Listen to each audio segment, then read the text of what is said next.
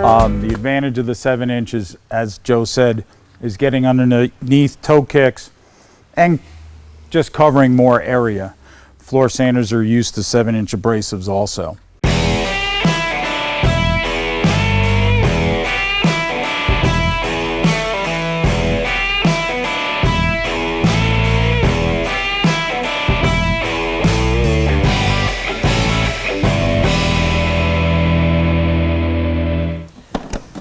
So all of the sanders from Mirka, the 600, 550, and the 750, again, 5-inch, 6-inch, 7-inch, 125 millimeter, 150, and 175 millimeter are all available with the sustainer case.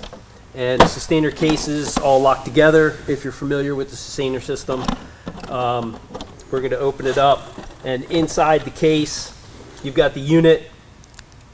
This happens to be the 5.0 random orbit, but it is the 7-inch pad, and I wanted to show that. Inside the case, we've got our user manual.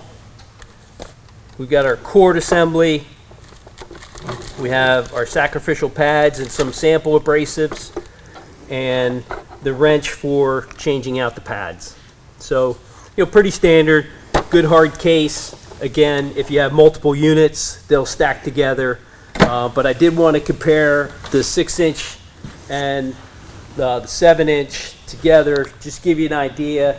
The design behind that, Jim, is to get under toe kicks. Correct. We still have the same ergonomics. Everything else is the same. It's the brushless motor. The advantage of the 7-inch is, as Joe said, is getting underneath toe kicks and just covering more area.